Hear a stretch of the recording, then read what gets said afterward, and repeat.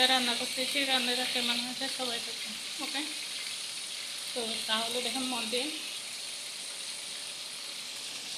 ওকে, এখানে পেঁয়াজ রসুন সব কিছু, আদা পেঁয়াজ রসুন গরম মশলা সব কিছু দিয়েছি আগে থেকে।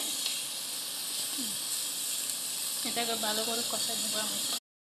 কি দেওয়া হচ্ছে দেখো, এটা হচ্ছে একটা সস, এটা দিয়ে ভালো হওয়ার জন্য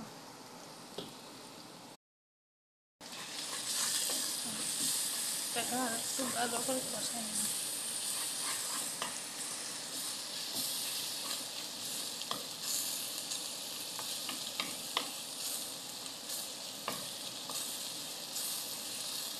আর একটু কষানো, একটু লেবু দিয়ে দেবেন তো মিল, আর একটু লাড়াচাড়া করবো, তারপর দিয়ে দেব পানি, এটাকে ভালো করে কষানো।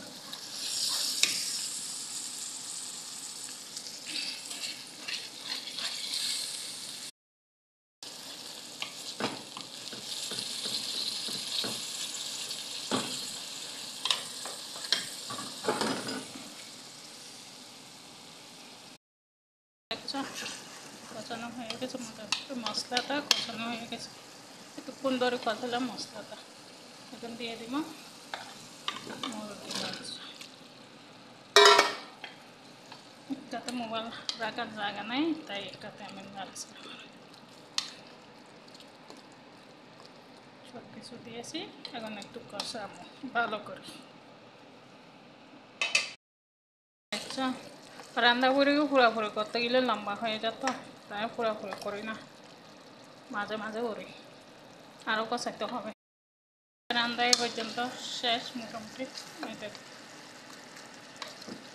মুরগির মাংস বোনা খেতে ভালো করে দেখেন।